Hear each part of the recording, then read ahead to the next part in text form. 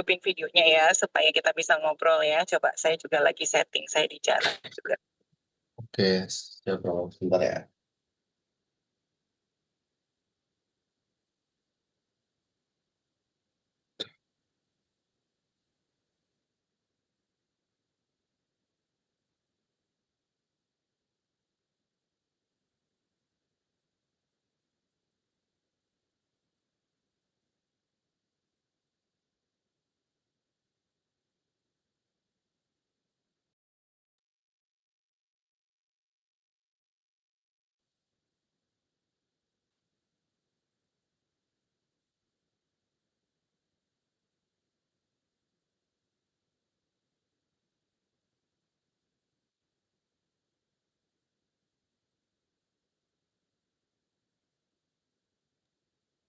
Halo, ya Bonifasio sudah kelihatan. Ya, Assalamualaikum warahmatullahi wabarakatuh. Selamat sore semuanya. Saya lihat sudah ada Pak Yansen ya. Pak Yansen tadi mana? Eh, Videonya mungkin biar nggak apa-apa kita ngobrol sebentar Pak Yansen. Ya, sore Halo, Bu. selamat sore. Iya, oke. Saya kaget ya, soalnya saya pikir udah jalan ya. Ini udah pertemuan yang keempat, kelima ya. Jadi harusnya Falah dan kawan-kawan udah jalan gitu. Nggak perlu ditungguin saya juga, karena saya banyak banget juga ininya aktivitasnya. Baik, tapi nggak apa-apa. Yang penting kita tetap dapat esensinya ya untuk ngobrol dengan Pak Yansen. Bisa dipanggil lagi, Bonifasius di WA Group itu harus diingatkan kayaknya pagi-paginya, siangnya, supaya pada ingat gitu. Baik, ya saya mulai aja greetings dulu untuk berterima kasih sama Pak Yansen Dharma Putra yang sudah bersedia untuk ngobrol, karena sebenarnya saya yang kangen juga gitu sama alumni-alumni yang luar biasa, yang keren, yang sudah banyak prestasinya di seluruh dunia, dan Pak Yansen adalah salah satu contoh yang early waktu saya baru pulang dari Inggris, itu pertama kali luar biasa ya prestasinya, dan IP-nya kalau nggak salah 4 ya, pokoknya bagus banget deh waktu itu. Dan saya baru ingat waktu itu eksperimennya bagus sekali, jadi saya pertama kali pakai NS ya waktu itu, tugasnya yang dikerjakan malam-malam.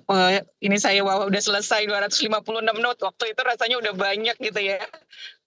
That was 2003 gitu, kayak 2004. Baik, jadi hari ini kita rekam bersama bagaimana perjalanan cerita Pak Yansen setelah selesai dari teknik komputer FTUI, dan kita dengarkan bersama, walaupun mungkin teman-temannya sudah sibuk ya dengan buka puasa bersama, ini hari bulan apa puasa gitu ya, dan juga berbagai aktivitas keluarga di hari Sabtu Minggu, tapi tidak apa-apa, ini nanti juga bisa dapat diakses oleh teman-teman yang lain. Nah, ini Falah sudah datang. Mungkin Falah bisa membuka dulu, Falah, kenapa teman-temannya nggak kelihatan ya. Dan sebenarnya nggak perlu menunggu saya sampai Pak Yansen yang kasih tahu gitu. Saya pikir sudah jalan. Ini nanti akan boleh dikasih tahu oleh Pak Yansen kalau di kantor bagaimana, sehingga selama ini di industri, terutama yang berbasis ICT, di mana sangat rigorous ya untuk bidang yang dilakukan itu bisa diadopsi dengan cara kerja yang teratur dan seperti apa yang diharapkan. Dan Pak Yansen ini bekerja di Indonesia, tapi banyak hubungannya dengan Jepang karena perusahaan Jepang, dan tentu saja akan memberikan kita latar belakang yang sangat baik sekali tentang networking dan semua prestasi yang sudah dicapai berkelanjutan di dalam bidang kerja. Ya, saya lanjutkan, saya minta dilanjutkan oleh Falah, silakan. Ayo, silakan Falah, dimulai.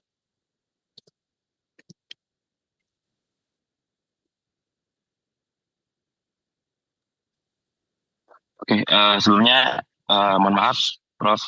dan juga Pak Yansen dan juga teman-teman yang udah hadir di sini.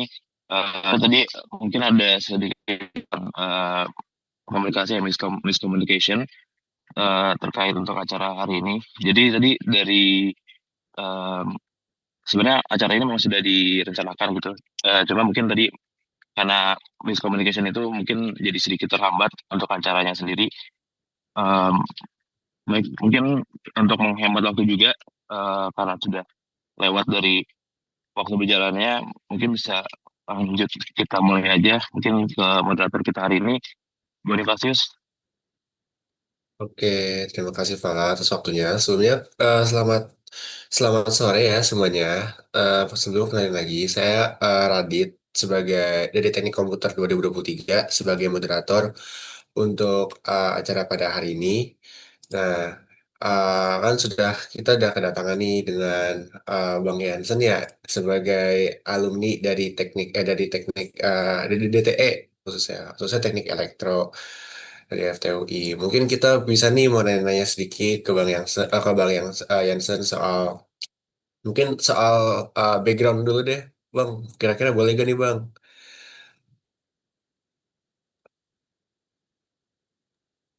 Background apa nih maksudnya nih?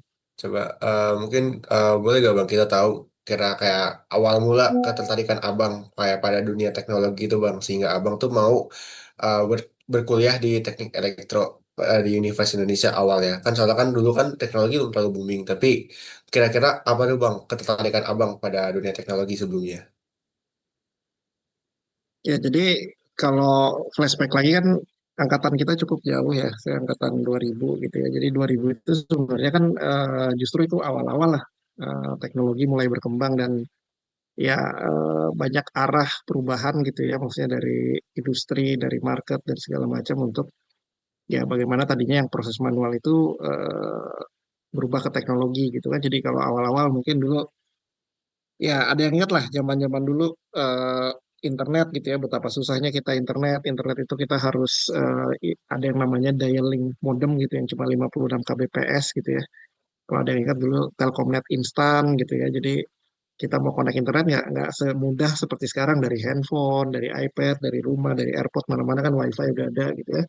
Zaman dulu tuh kita harus dial up dulu gitu pakai Telkom dan biayanya juga mahal gitu. Jadi ya memang banyak perubahan lah mungkin the past 20 years gitu ya tapi di situ memang ya kapan itu untuk saya pribadi saya ngelihatnya ya eh, ya kalau dari zaman dulu kan mungkin orang tua zaman dulu ngelihatnya ya ekonomi atau akuntansi itu kan bidang-bidang yang favorit ya atau kedokteran itu juga favorit gitu kan cuma ya seiring berjalannya waktu ya kita lihat teknologi gitu ya atau engineering gitu itu juga sesuatu yang menarik kan karena ya terbukti sekarang 20 tahun kemudian bagaimana banyak isu-isu atau banyak hal-hal di dunia engineering dan teknologi yang memang menjadi hot banget sekarang gitu kan. Sesimpel misalnya kita lihat company-company gitu ya dulu-dulu tuh misalnya eh, ya company-company yang sifatnya apa ya tradisional itu yang terkenal gitu. Tapi lately kan kita lihat tuh misalnya Nvidia, Microsoft kan, Google, Amazon gitu. Jadi perusahaan teknologi yang maju. Jadi memang ya kapan itu ya kenapa UI ya karena ya untuk kelas universitas negeri ya UI one of the best lah. Jadi dan lokasinya di Jakarta. Jadi ya kapan itu memang saya pilih dari UI sih. Kira-kira gitu sih backgroundnya. Oke, wah, menarik banget sih soal ya emang teknologi yang udah mulai berkembang pesat juga di saat ini. Tapi mungkin kira-kira nih Bang, selama Abang berkuliah di FT, kira-kira kayak Abang pengalaman atau mungkin organisasi apa nih yang pernah Abang ya ikutin sehingga bisa membentuk mindset lah kepemimpinan Abang di dunia teknologi saat ini gitu Bang. Ya jujur waktu kuliah dulu saya nggak gitu banyak terlibat dalam organisasi gitu ya. Kenapa? Karena dulu waktu kuliah itu ya saya termasuk ya ibaratnya harus ya membiayai kuliah sendiri gitu ya. Jadi saya ada kesibukan-kesibukan lain gitu ya di luar kuliah gitu. Jadi biasa kuliah misalnya sampai jam 3 jam 4 habis itu saya ya pulang dari kampus untuk ya mengerjakan kegiatan lain itu gitu ya. Jadi memang tidak terlalu ikut ke organisasi gitu ya, tapi itu bukan berarti silaturahmi atau hubungan dengan teman-teman elektro atau teknik itu putus gitu kan. Jadi maksudnya hubungan atau ya kolaborasi kerjasama itu tetap bisa berlanjut walaupun kita nggak secara fisik hadir di teknik gitu ya. Jadi ya sebagai contoh, beberapa bulan lalu kita angkatan 2000 kita habis ada reuni di dekanat gitu ya. Dan ya itu kita suasananya masih ya bisa dibilang cukup hangat satu sama lain, yang datang juga lebih dari 50% gitu kan. Dan sampai sekarang juga kita ada grup yang dimana kita saling komunikasi, saling ngobrol gitu. Atau mungkin di komputer tuh ada juga Pak Dede gitu ya, atau di elektro ada Aji, ya itu ya bisa ditanya ke mereka sih. Jadi again, banyak hal lah untuk kita tetap bersilaturahmi, berkolaborasi, membentuk kepribadian dan segala macam gitu ya. Nggak sebatas pada aktivitas yang ada di kampus aja sih. Oh, oke. Mungkin boleh nih kalau kan di pengalaman Bang yang tentu pernah sebagai Head of System for Indonesia at MUFG Bank nih Bang. Nah, kira-kira gimana nih Bang perjalanan karir Abang hingga akhirnya Abang bisa dipercaya nih sebagai Head of System for Indonesia di MUFG Bank ini Bang? Ya, jadi secara singkat sih saya kan lulus dari UI 2004 ya, lulus dari UI 2004 gitu ya. Terus habis itu saya kerja 1 tahun. Terus 2005 juga mungkin ya Bu Riri masih ingat kapan tuh eh, saya udah bilang di Bu Riri, Bu Riri saya minta surat rekomendasi nih untuk apply beasiswa gitu kan. Dan mungkin ada beberapa kali lah ya, ada yang di Korea, ada yang di Inggris, ada yang di mana-mana lah ya. Ada beberapa kali lah sempat minta surat referensi gitu kan. Sampai akhirnya awal 2006 itu kemudian saya dapat surat acceptance dari salah satu universitas di Jerman gitu ya, bahwa di accept untuk S2 dengan beasiswa di kapan itu dari Jerman lah, dari TU Dresden gitu ya. Eh, dan akhirnya setelah dipikir-pikir gitu kan, ya akhirnya saya memutuskan untuk berangkat gitu ya. Jadi 2006 sampai 2008 itu saya ada di Eropa selama 2 tahun. Jadi kapan itu beasiswanya namanya Erasmus Mundus. Nah, beasiswanya ini masih ada sampai sekarang gitu ya. Dan ya rutin tiap tahun itu memang cukup banyak sih anak-anak Indonesia gitu ya, mahasiswa-mahasiswa S1, S2 yang dapat dan belajar ke Eropa gitu ya. Nah, terus 2008 saya lulus dual degree gitu di sana, balik ke Indonesia masuk ke MUFG Bank. Dan ya dari situ ya macam-macam sih ya, maksudnya kalau dilihat di CV itu ada pengalaman di sini, pengalaman di sana, sampai di posisi sekarang lah yang bisa dibilang jadi Head of System for Indonesia gitu ya. Jadi ya itulah secara singkat perjalanannya, mulai dari lulus UI, kemudian ya lanjut S2 dengan beasiswa, lalu ya mulai membangun karir di perusahaan. Oke. Tapi kira-kira nih Bang, tantangan terbesar Abang dalam dalam ya perjuangan Abang sebagai mendapatkan posisi di Head of System itu kira-kira kok tantangan terbesarnya apa tuh Bang? Kira-kira? Ya, saya pikir sih, namanya tantangan pasti ada gitu ya. Maksudnya apalagi kalau kita ngomong area teknologi, area IT gitu kan, di mana again apa yang kita tahu hari ini mungkin besok udah nggak pakai gitu kan. Jadi salah satu PR-nya adalah memang bagaimana kita terus berkembang sesuai dengan zaman gitu ya. Jadi mungkin zaman dulu orang berpikir, oh sertifikasi A ini berguna gitu, karena dengan sertifikasi A ini, saya bisa itu gitu ya. Tapi sekarang dengan zaman AI, zaman ya berbagai teknologi yang ada kan, mungkin ya jangan-jangan kita udah nggak butuh orang lagi untuk mengerjakan teknologi A itu gitu kan, bisa aja dikerjakan oleh AI atau dengan teknologi yang lain gitu kan. Jadi again kalau di teknologi mungkin masalah terberatnya adalah karena kembangan saat ini tuh sangat-sangat cepat gitu ya, in a blink of an eye. Kemudian ya kalau kita nggak selalu update diri, kalau kita cuma ya berada di comfort zone, ya at one time mungkin ya kita tidak akan relevan lagi dengan tuntutan zaman gitu ya. Jadi ini menurut saya area yang kita bilang disruption lah, dan disruption ini juga kita lihat nggak cuma menyangkut ke teknologi kan, maksudnya untuk area-area lain tuh mungkin ya eh, sedikit banyak akan terimpact juga sih, terutama area-area yang pekerjaannya bisa digantikan oleh AI gitu kan, yang sifatnya administratif, yang sifatnya repetitif, yang sifatnya eh, ya memang tidak butuh kemampuan spesial orang gitu ya. Jadi ini yang mungkin untuk teman-teman gitu ya, terutama yang masih belajar gitu, masih kuliah, ya ini sesuatu yang harus dipikirkan gitu kan. Jangan kita belajar sekarang tahun 2026, kita lulus misalnya 2028, tapi ternyata yang kita pelajari di 2026 itu udah nggak laku di 2028 gitu kan. Itu yang harus hati-hati gitu, karena kalau itu sampai kejadian, ya buat apa gitu kan. Jadi relevan terhadap perkembangan zaman sih menurut saya itu tantangan utama sih sekarang yang baik di posisi manapun gitu. Karena terutama dengan AI ini ya dia mendisrupt banyak area pekerjaan sih. Oke, oke. Em, mungkin kalau kayak gimana ya? Mungkin selama kan juga nih ada pengalaman abang sebagai Chief Technology Officer Program at NUS School of Computing nih bang.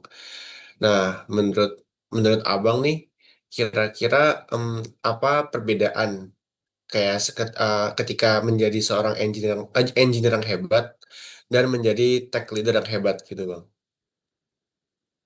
Ya sebenarnya sih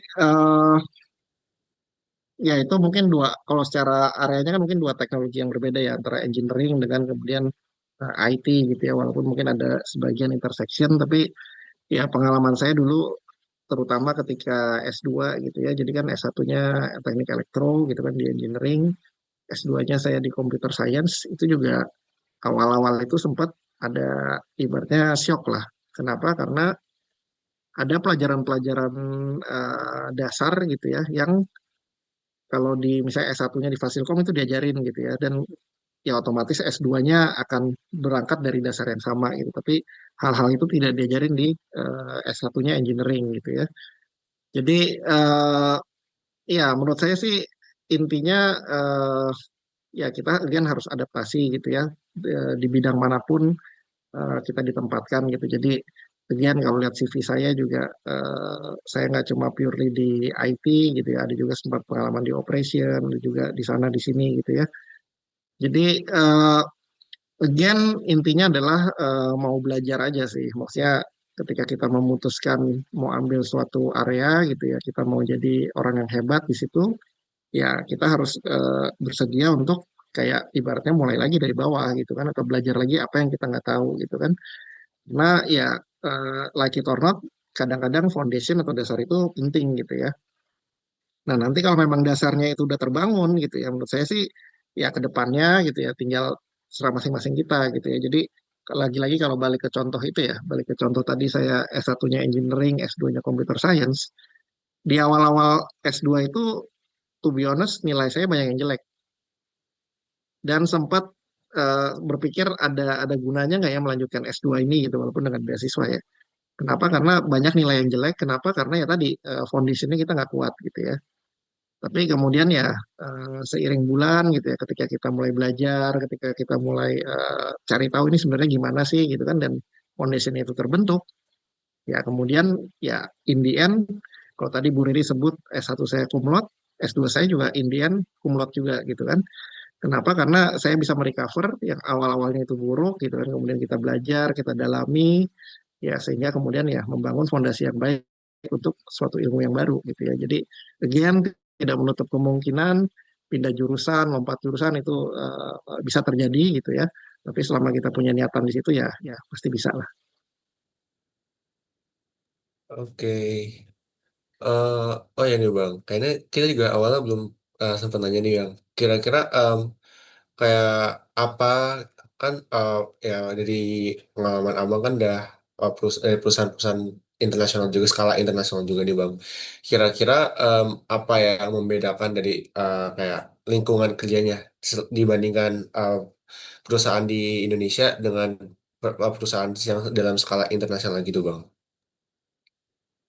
Ya saya pikir sih perusahaan itu sebenarnya semakin besar dia gitu ya, atau semakin lama dia beroperasi biasanya dia punya istilahnya mungkin eh, prosedur atau cara main atau cara aturan kerja yang mature gitu ya. Maksudnya kalau perusahaan baru berdiri kan mungkin standar operating manual untuk hal ini belum ada, standar operating manual untuk itu belum ada gitu kan, masih harus bikin dari awal gitu ya. Tapi kalau perusahaan-perusahaan yang sifatnya udah mature gitu ya, terlepas dia perusahaan Indonesia, perusahaan internasional gitu, biasanya dia udah punya seperangkat aturan main yang clear gitu kan. Misalnya kalau kita mau ada traveling, ada kebutuhan perjalanan bisnis, gini caranya, atau bagaimana terkait juga misalnya security untuk peralatan kerja, misalnya kalau kita pakai laptop, oh misalnya tidak boleh colok USB, kalau connect LAN harus begini, kalau terhubung ke environment kantor harus ini gitu. Jadi eh, again tidak membedakan antara perusahaan internasional atau perusahaan lokal atau mungkin ya BUMN atau ya eh, ber- berbagai jenis perusahaan ya. Tapi ya tadi masalah maturity-nya mungkin itu yang beda sih. Oke. Nah, oh ya, eh, gimana kira-kira abang ini kayak mengelola mengelola di tim teknologi MUFG ini supaya mereka tuh tetap bisa relevan dengan tren-tren terbaru saat ini kayak misalkan kayak AI, cloud, cyber security gitu. Ya, ya salah satu kelebihan untuk perusahaan yang sifatnya global ya, salah satu kelebihannya adalah kita juga terekspos dengan perkembangan di negara lain gitu ya. Dalam konteks company saya ya terhubung dengan terutama dengan Jepang, kemudian juga dengan regional kita di Singapura gitu kan, dan juga dengan ya negara-negara di benua lain misalnya Amerika dan Eropa gitu ya. Jadi again ketika misalnya bikin suatu standar lah, apakah itu AI, apakah itu cyber security, apakah itu terkait governance gitu ya. Jadi biasanya itu masukannya banyak gitu kan. Kita nggak cuma lihat dari konteks apa yang ada di Indonesia gitu kan. Kita tidak cuma lihat dari konteks apa yang ada mungkin di negara lain, misalnya Malaysia atau Singapura gitu. Tapi kita coba mengambil kelebihan atau sesuatu yang lebih cocok berdasarkan masukan dari berbagai negara gitu kan. Jadi in the end kita bisa punya the set prosedur yang lebih matang gitu ya, yang lebih cocok untuk kebutuhan kita. Jadi ya satu itu dari sisi standar gitu ya, kita ada masukan dari mana-mana gitu kan, ada best practices dari berbagai negara gitu. Terus kemudian juga again ya itu terreflect gitu kan, misalnya kita mau improve sisi cyber security gitu kan tadi. Jadi namanya relevan itu kan kadang orang berpikir oh supaya relevan saya harus belajar. Gimana supaya belajar? Sekolah gitu. Karena kadang jawabannya tuh nggak cuma sekolah gitu ya, kadang pelatihan juga bisa gitu kan, atau terlibat dalam suatu project itu juga bisa gitu kan. Kenapa dari project itu ya mungkin bisa dibilang semacam on the job training gitu, yang tadinya kita nggak pegang, kemudian kita pegang, kita jadi tahu, kita jadi bisa menguasai di situ gitu kan. Dan juga kalau ngomong soal ilmunya ya kita nggak ngomong cuma technical skill, karena kalau kita ngomong cuma technical skill, kadang terutama dalam dunia sekarang ini ya communication skill itu juga penting gitu ya. Jadi kalau kita lihat ya ya teman-teman sini mungkin sering lah main AI gitu kan, ChatGPT, Gemini atau Claude, Perplexity dan yang lain. Ya kelebihan AI itu adalah dia punya knowledge dan dia bisa mengkomunikasikan, ya kan? Dia bisa memberikan value yang kadang orang yang menguasai teknis tidak bisa mengkomunikasikan dengan sejelas itu. Itu perbedaannya gitu kan. Atau dia bisa menjelaskan konsep yang susah, konsep yang teknis, konsep yang jelimet gitu dengan bahasa yang sederhana. Jadi again mengenai ya development dari orang, menurut saya juga nggak cuma dari sisi teknis, tapi juga dari sisi soft skill. Soft skill itu apa ya? Bisa komunikasi, bisa ke pemimpinan, bisa ke project management atau multitasking dan yang lain-lain gitu ya. Jadi again sangat banyak ya subset ini ya kemampuan atau knowledge yang ada di industri sekarang gitu ya. Jadi nggak ada orang yang Superman bisa semuanya gitu. Tapi yang mungkin kita harus tanamkan adalah ya bagaimana dari hari-hari ke hari ya kita terus berkembang gitu ya. Nggak cuma ada di comfort zone. Oke. Oh ya, karena abang tadi sempat nge-mention kalau misalkan kerja di luar itu juga kayak expose lah soal teknologi mereka juga. Kira-kira nih bang, dari pandangan abang, kira-kira perbedaan teknologi, pengetahuan teknologi mereka dengan teknologi kita di Indonesia itu kira-kira perbandingannya tuh kayak gimana tuh bang? Ya karena sekarang kan bisa dibilang dengan internet itu kita menuju ke ibaratnya negara atau ya lintas batas gitu ya. Jadi sangat beda dari zaman kita dulu gitu, di mana informasi yang sifatnya terbatas atau susah diakses, atau kalau diakses pun ya kayak zaman dulu lah. Zaman dulu kita mau tahu suatu pengetahuan baru mungkin harus beli buku dulu dari Amerika gitu kan, atau dari Jerman. Tapi kalau sekarang dengan internet segala sesuatu bisa diakses gitu kan. Jadi again dari sisi akses ke informasi menurut saya semua orang kesempatannya sama gitu, atau dari negara manapun kesempatannya sama. Cuma yang beda mungkin sekarang adalah culture-nya gitu kan, maksudnya eh, salah satu yang saya rasakan terutama ketika dulu S1 dengan S2 gitu ya. Saya merasa yang S2 itu mereka lebih menekankan ke pengertian, bukan ke hafalan gitu ya. Jadi eh, kalau S1 dulu saya berasa lebih banyak ditekankan ke hafalan gitu ya. Kita belajar ketika ujian, apa yang ada di buku, kita harus bisa jawab sesuai apa yang di buku gitu ya. Tapi di sana itu saya lebih merasa mereka tuh lebih menekankan again ke penerapan atau pengertian gitu ya. Jadi beberapa kali gitu ya, di sana juga beberapa kali saya menjumpai itu eh, ketika ujian mereka lebih suka oral test. Kenapa oral test, kenapa nggak written gitu ya? Karena di oral test itu bisa kelihatan orang tuh ngerti apa enggak gitu kan. Jadi misalnya ditanya, coba kamu jelasin bagaimana AI diterapkan misalnya dalam konteks eh, mengenali traffic yang aneh di dalam network gitu kan misalnya gitu. Itu akan beda antara ketika jawabannya ditulis textbook sesuai textbook dengan kita menjelaskan ke si dosen ini. Oh ini seperti ini caranya, nanti deteksinya seperti ini, mitigasinya seperti ini, ada pola red flag-nya seperti ini. Jadi again hal-hal seperti itu yang menurut saya kita perlu kembangkan juga gitu ya. Maksudnya jadi eh, karena in the end teknologi itu it's about penerapan gitu ya. Jadi salah satu dosen saya di Eropa dulu pernah bilang begini gitu ya. Jadi kan di Eropa itu banyak ya riset-riset terkait teknologi, riset-riset terkait ya ilmu-ilmu yang baru gitu ya.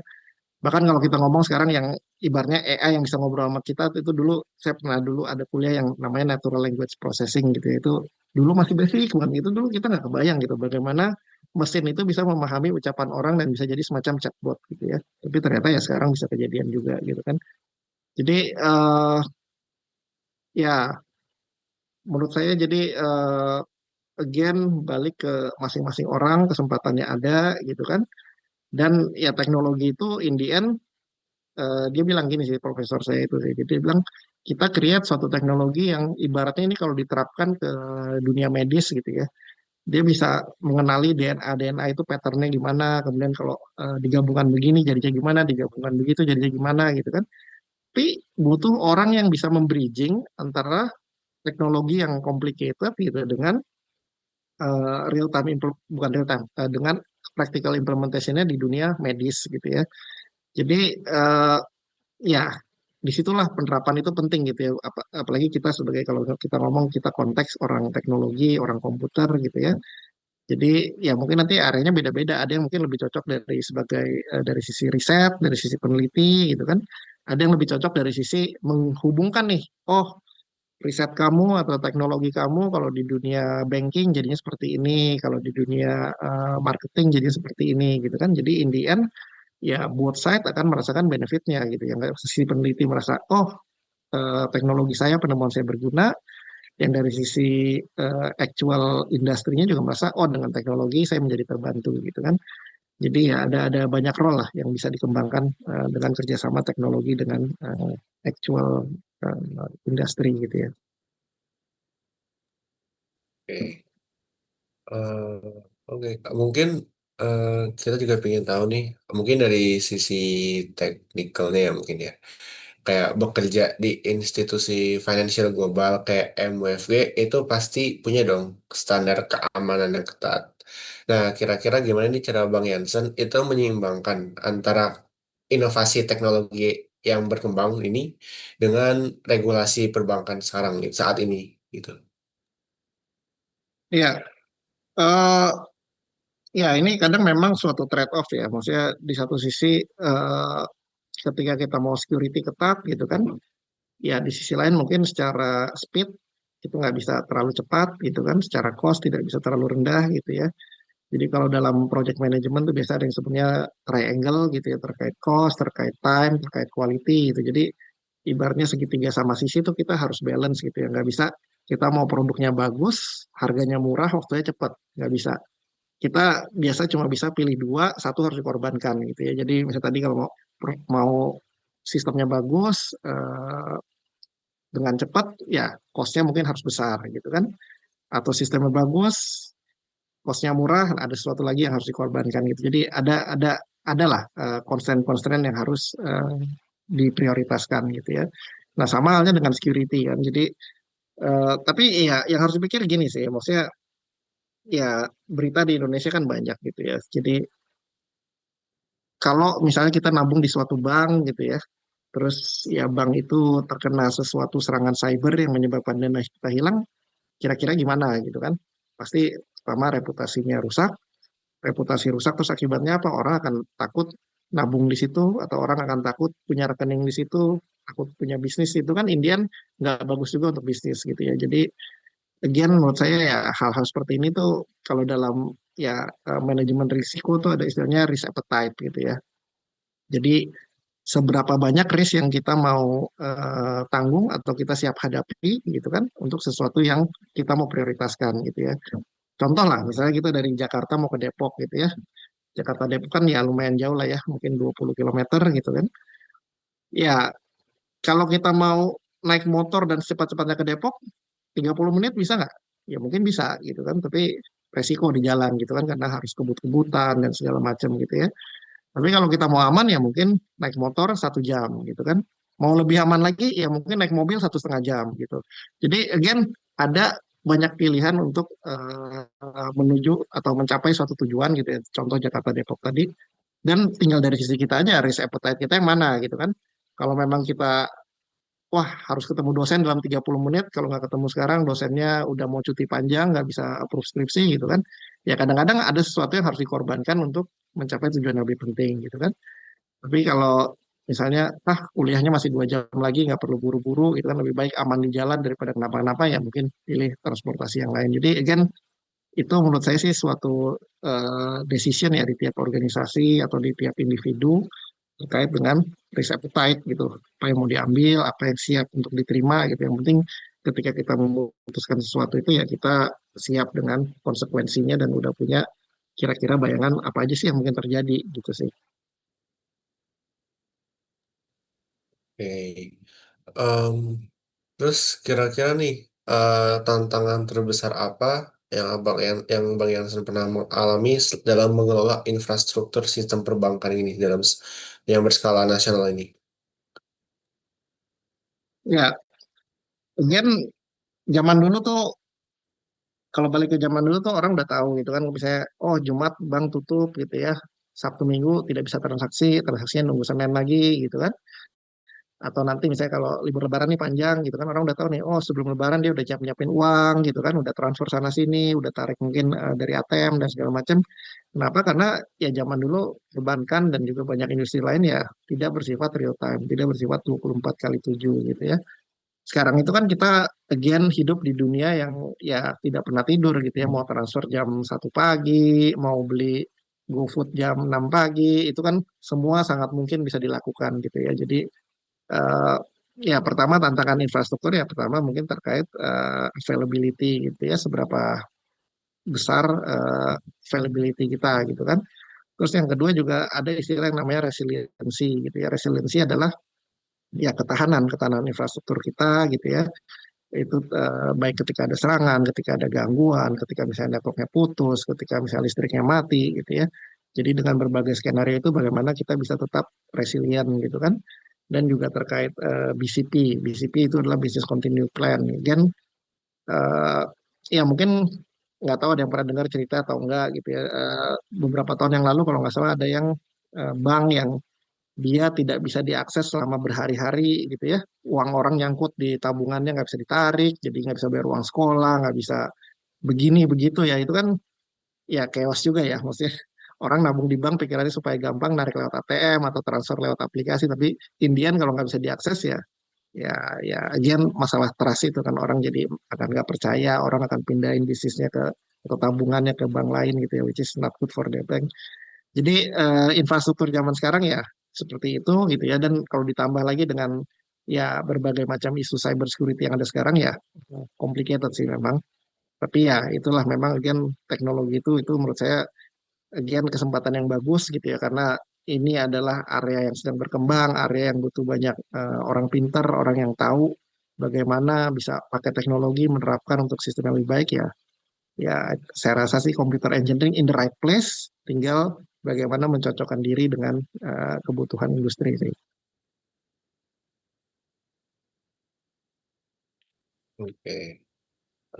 Terus kira-kira nih menurut pandangan Bang Jansen, kira-kira kayak gimana Bang Jansen ini melihat digitalisasi perbankan di Indonesia dalam 5 tahun ke depan?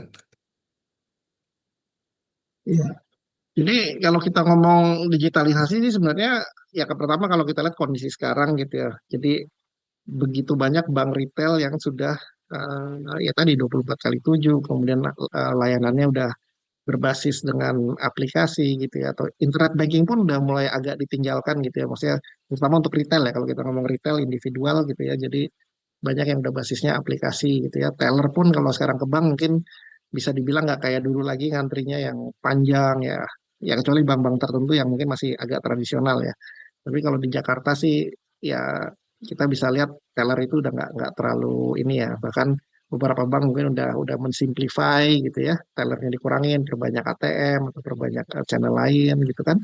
Ada juga bank yang misalnya narik uang sampai dengan 10 juta itu kalau ke teller malah dikenain biaya gitu ya. Jadi arahnya memang lebih ke arah digital benar gitu, dan itu yang kita udah lihat nowadays gitu ya. Nah, ke depannya gimana nih? Nah, ke depannya ini mungkin again harus dicocokkan dengan eh, target marketnya gitu ya. Karena antara pengembangan produk dengan target market ini sesuatu yang harus jalan gitu. Karena ya konsepnya adalah ngapain kita bikin sesuatu atau ngapain kita kembangin suatu produk yang kira-kira tidak ada marketnya gitu. Sama aja bohong gitu kan. Jadi ya ibaratnya kalau di Depok makanan yang laku itu apa? Makanan yang laku mungkin apa? Ada ide makanan apa yang laku di Depok? Ya katakan misalnya sate ayam lah, misalnya makanan Indonesia lah, atau makanan Indonesia laku di Depok gitu ya. Kemudian ada seorang yang punya ide, gue mau bikin makanan Korea di Depok gitu kan.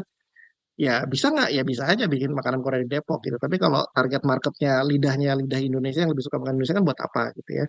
Jadi again ke depannya sih menurut saya ya konsep digitalisasi perbankan ini masih akan terus berkembang gitu ya, termasuk juga misalnya kemudahan akses sih terutama gitu ya, karena orang kan sekarang mobilitasnya tinggi banget gitu ya. Jadi mau akses dari sana sini, mau bisa punya fitur yang nyambung sana sini gitu. Jadi menurut saya kemudahan-kemudahan itu di masa depan yang akan akan terus berkembang sih. Salah satu yang kita udah lihat ya disruptionnya misalnya terkait money changer. Jadi zaman dulu atau beberapa tahun lalu lah, katakan kita mau ke Amerika gitu, atau kita mau ke Singapura gitu. Yang kita lakukan apa? Kita ambil uang rupiah, kemudian kita ke money changer, tukar US dollar, tukar Singapura dolar gitu kan. Terus Singapura dolar atau US dollar itu kita bawa ke luar negeri untuk keperluan kita di sana. Jadi money changer ada kebutuhannya di situ kan. Sekarang yang terjadi apa? Yang terjadi sekarang adalah bank-bank bikin supaya customer bisa transaksi lewat mobile banking. Baik itu beli dolar, baik itu beli yen, baik itu beli euro dan segala macam. Kemudian cara pakainya gimana? Mereka nawarin dua. Kalau masih mau ngambil uangnya di teller, silakan, ya kan? Bisa. Jadi udah nggak ada bedanya dengan money changer, malah rate-nya lebih bagus. Jadi someday itu mungkin money changer akan hilang juga sih, mungkin sih. Karena dengan ya konsep bank yang bisa seperti ini tuh udah sangat-sangat serupa dengan money changer ya. Kita beli lewat aplikasi dengan harga yang kita tentukan, harga yang berlaku saat itu. Kemudian kita tinggal ke banknya untuk ambil bank notes-nya gitu kan. Atau yang kedua yang bank tawarkan adalah kita dikasih kartu yang kita bisa transaksikan di luar negeri. Apakah itu dengan swipe, apakah itu dengan tap gitu ya. Jadi kartu itu udah langsung memotong tabungan mata uang asing kita, nggak motong rupiahnya lagi, jadi nggak kena konversi lagi gitu ya. Jadi itu kan sangat memudahkan gitu ya, apalagi untuk orang-orang yang mungkin memang banyak perjalanan gitu ya ke luar negeri gitu. Atau kalau kita ngomong yang non perbankan gitu ya, finansial juga tapi non perbankan gitu, kita lihat area bukan area aplikasi misalnya kayak Wise. Wise itu sekarang ya kalau ada yang pakai gitu ya, itu sangat mudah transfer uang asing. Misalnya dari satu rekening Singapura dolar ke satu rekening Singapura dolar yang lain gitu ya. Jadi again kita juga dengar ada Bitcoin dan segala macam gitu ya. Itu yang ya something yang mungkin ke depannya nih akan makin makin hot, tapi ya we'll see apa yang makin hot apa yang enggak gitu ya. Karena kalau teknologi kan gitu kan, maksudnya munculnya cepat, tapi hilangnya juga bisa cepat gitu ya. Jadi ya ini sesuatu yang kita masih perlu tunggu sih untuk ke depannya gimana nih. Oke. Em, oh ya, kira kira-kira nih Bang, dengan pengalaman Abang di level manajemen saat ini. Nah, kira-kira keterampilan non-teknis atau mungkin soft skills apa yang paling krusial yang dibutuhkan di perusahaan saat ini, Bang? Tapi sering dilupakan oleh kita dalam mahasiswa, dalam kehidupan mahasiswa gitu, Bang. Ya, ya, eh, ya sebenarnya kalau ngomong soft skill sih banyak again ya. Tapi menurut saya adalah ya mungkin kalau sering lihat sosmed gitu ya kan sekarang itu ada istilah Gen Z, ada Gen Alpha gitu kan, which is mereka punya ya suatu stereotype atau suatu ya tidak mengeneralisasi tapi ada semacam kemiripan gitu ya mengenai perilaku, mengenai mindset gitu ya.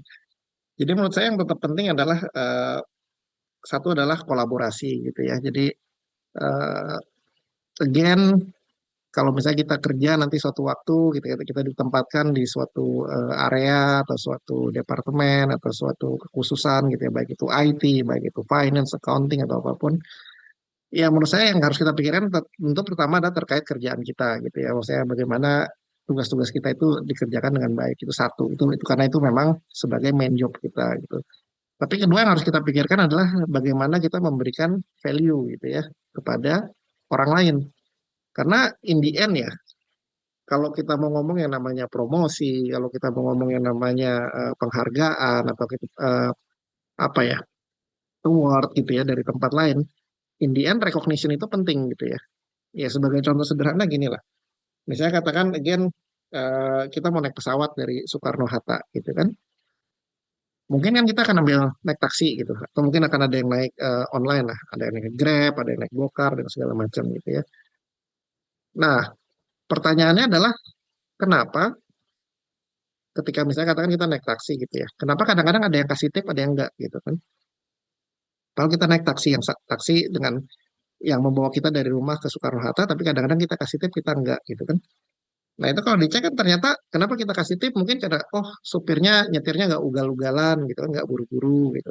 Atau ada yang bilang misalnya, oh koper saya diangkutin nih sampai mobil terus nanti di airport turunin lagi sampai kereta dorong gitu, jadi saya nggak usah susah gitu kan.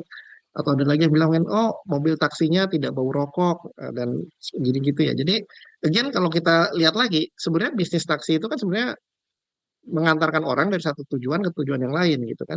Dan kita cukup bayar dia sesuai dengan argonya. Tapi kenapa kita mau bayar lebih atau kenapa kita kasih makan lebih ya itu karena ada value dari si driver yang kita rasakan oh iya dia menolong gua gitu kan atau oh dia memberikan servis lebih yang tidak di dalam uh, job scope dia gitu dan kita berikan dia penghargaan dalam bentuk tip. Jadi menurut saya itu again suatu soft skill yang setiap orang harus berpikir ya walaupun ada yang bilang ya mungkin Gen Z lebih ke arah mikirin diri sendiri atau mungkin lebih ke arah individualis. Again tidak ini again tidak mengeneralisasi gitu ya. Tapi ya sifat kerjasama kolaborasi itu tetap penting sih. Dan dalam kerjaan juga mungkin saya menjumpai ada beberapa orang yang ah gua kerjaan gua dikasih atau job scope gua ada 10 ya udah gua kerja di dalam 10 ini aja. Kalau dikasih job scope baru yang nomor 11 nomor 12 itu tidak mau gitu kan. Indian gimana? Indian ya tidak akan bagus untuk perkembangan orang ini gitu ya.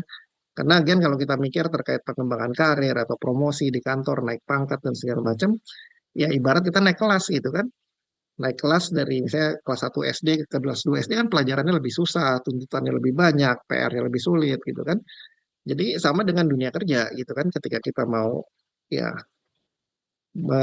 ada kan istilah tangga karir gitu ya. Ketika kita mau step up ke tangga anak tangga berikutnya disitulah ada ekspektasi lebih gitu ya. Jadi ya mungkin banyak lah kalau kita mau bahas soft skill tapi ya at least dua itu sih. Satu value, kedua adalah ya berani ambil tanggung jawab lebih.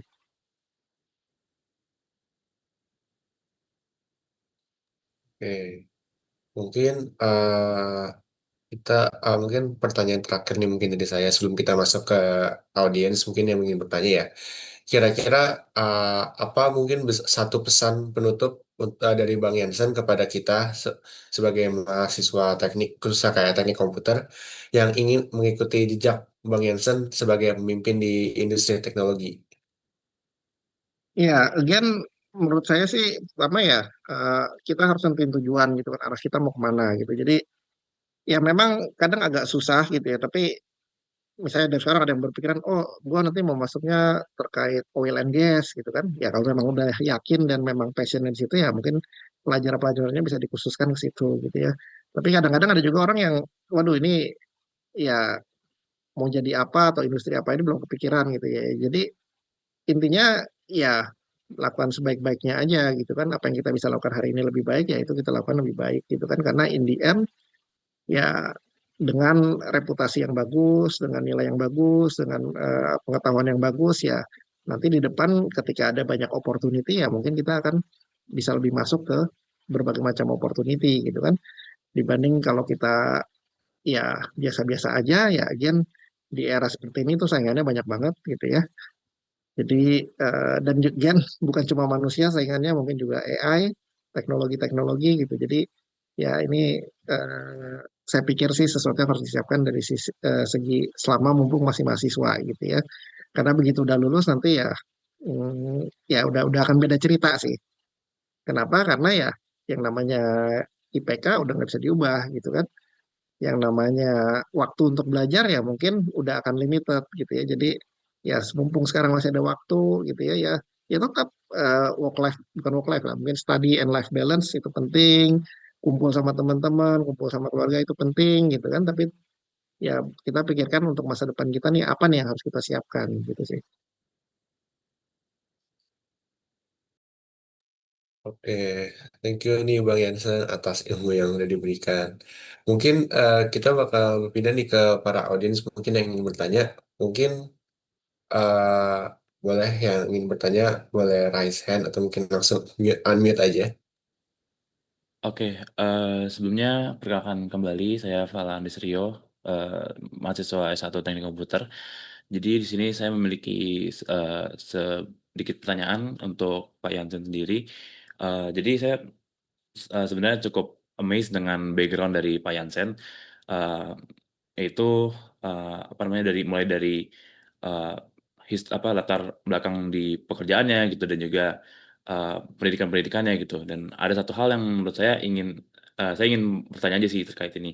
Eee, jadi, kalau dari background Pak Jansen sendiri kan, S2-nya merupakan, beasiswa dari Erasmus ya, Nah, itu kalau untuk Erasmus sendiri, apa sih persiapan yang, eee, Bapak siapin dan berapa lama persiapannya dan kira-kira apakah dari Erasmus ini membantu, mungkin bisa dibilang, eee, kehidupan Bapak saat ini gitu?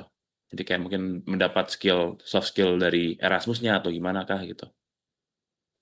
Ya untuk Erasmus menurut saya ini termasuk yang eh, one of the paling simpel sih dibandingin beberapa beasiswa yang lain ya kenapa dibilang gitu. Ya, mungkin teman-teman dengar lah yang lagi rame nih minggu ini soal LPDP ya. Itu lagi hot banget kan. Ya, LPDP itu kan ada kewajiban 2N+1 ya. Jadi ya setelah lulus kemudian harus mengabdi 2N+1 gitu ya. Erasmus itu kita nggak ada gitu ya. Jadi ya setelah lulus ya whatever you want lah. Mau mau menetap di sana, kerja di sana, mau balik ke Indonesia, mau jadi dosen, mau jadi pengusaha, apapun no bonding gitu ya. Jadi itu simple gitu. Terus kedua juga eh, beberapa universitas biasanya kita harus cari semacam admission letternya dulu, baru kemudian kita cari beasiswanya gitu kan. Jadi kayak dua kali aplikasi gitu kan, udah diterima universitasnya, kemudian cari fundingnya gitu ya. Erasmus ini enaknya dia satu pintu gitu. Jadi ketika kita apply, ya itu udah satu pintu, beasiswa dan jurusan gitu ya. Jadi kalau diterima ya diterima semuanya gitu ya. Jadi dari sisi informasi pun ya setiap tahun gitu ya, setiap tahun tuh pasti ada yang namanya European Higher Education Fair gitu ya, biasa adanya di Menara Astra di Jakarta di Sudirman, itu sekitar bulan mungkin Oktober, November ya itu cari di Instagram pasti ketemu lah, European Higher Education Fair, EHF gitu ya. Dan secara online pun ya kayak hari ini pun kayak di jam ini kalau nggak salah kita bentrok jamnya gitu ya, itu ada semacam ya webinar gitu ya, atau ya panduan-panduan gimana beasiswa gitu. Jadi again menurut saya sebenarnya simple, persiapan ya nggak ada yang terlalu dipersiapin sih, karena ini lebih ke arah application base gitu ya. Jadi ya kita kasih ya apa IPK kita, transkrip kita gitu kan, kemudian hasil tes bahasa Inggris, kemudian biasa motivation letter gitu ya. Jadi syaratnya semua open di di di Google aja gitu ya. Itu sangat-sangat wide open gitu ya. Jadi semua orang bisa mempersiapkan, nggak harus nunggu periodenya dibuka gitu ya. Jadi kalau habis session ini ada yang sangat tertarik, oh gue pikir nih mau S2 di Eropa begini-gini, langsung Google aja itu Erasmus Mundus join master program gitu ya. Nanti bisa dibaca lah selanjutnya gitu ya. Jadi eh, sangat simpel, sangat mudah dan sangat menarik sih. Oke, terima kasih. Oke, terima kasih Fala atas pertanyaannya. Mungkin next audience, apakah ada yang ingin bertanya juga? Mungkin saya bisa melanjutkan pertanyaannya. Perkenalkan Bang Yansan, selamat sore juga semuanya. Nama aku Deandro Najwa Cabana. Aku juga sama seperti Fala dan Boni merupakan mahasiswa teknik komputer angkatan 2023, Bang. Aku penasaran terkait ini sih, Bang. Kayak menurut pengalaman Abang sendiri, faktor apa saja, Bang, yang paling berpengaruh dalam menentukan arah karir Abang gitu, Bang? Oke, jadi ya banyak yang nanya gini, terutama ya to be honest, untuk ada di posisi sekarang ini saya termasuk yang bisa dibilang muda gitu ya. Jadi kalau menurut saya yang salah satu yang krusial itu dua sih. Jadi gini, ada orang yang ibaratnya siap tapi posisinya nggak ada. Ya. Ada orang yang ready tapi posisinya nggak ada. Ada orang yang bayanginnya gini lah, ada orang yang pinter siap kerja tapi perusahaannya nggak buka lowongan. Indian apa nggak bisa kerja juga gitu kan. Ada orang yang memang dia nggak siap, memang dia nggak punya knowledge yang cukup, akhirnya ya sekalipun ada lowongan kerja di suatu perusahaan dia nggak akan keterima, ya kan? Nah, kita harus jadi yang orang yang ketiga nih, orang yang siap, orang yang eh, punya knowledge, orang yang punya hubungan yang baik. Jadi ketika opportunity-nya ada, kita bisa kepilih, gitu ya. Jadi kalau menurut saya, kan kadang-kadang opportunity itu sesuatu yang kita tidak bisa atur. Itu kadang-kadang sesuatu yang memang bisa muncul sifatnya tiba-tiba gitu ya. Jadi ya kalau dalam kasus saya kapan itu 2015 gitu ya, balik 10 tahun yang lalu 2015 gitu ya. Jadi selisih umur antara saya dengan atasan saya tuh mungkin ada sekitar 20 tahun lah, gap umur kita gitu ya. Dan yang terjadi adalah dia kemudian memutuskan untuk pensiun, dan ya ibaratnya tidak ada, ya ada sih orang yang di tengah, dia umurnya di tengah-tengah itu ada gitu ya, tapi orang yang umurnya di tengah-tengah itu tidak siap gitu loh. Jadi akhirnya yang kepilih saya gitu kan. Jadi eh, ya itu sih menurut saya pertama ya, again balik ke yang tadi, pertanyaan yang tadi gitu ya, maksudnya untuk apa yang harus dipersiapkan ya tadi, selalu siapkan diri kita sebaik-baiknya gitu ya. Jadi ketika opportunity-nya datang, kita bisa maju, kita bisa dengan pede bilang I can handle that gitu kan. Jadi again itu bukan sesuatu yang namanya kepercayaan orang atau namanya penilaian orang itu tidak datang dalam satu hari gitu kan. Kita butuh membangun relationship itu step by step gitu kan, sehingga orang percaya, sehingga orang tahu kualitas kerja kita dan segala macam gitu ya. Jadi ya itu sih tipsnya. Baik, Bang. Terima kasih banyak. Siapa? Oke, terima kasih Deandro atas pertanyaannya. Mungkin untuk memberikan waktu lagi, mungkin audiens ada satu pertanyaan terakhir mungkin untuk next audience yang ingin bertanya.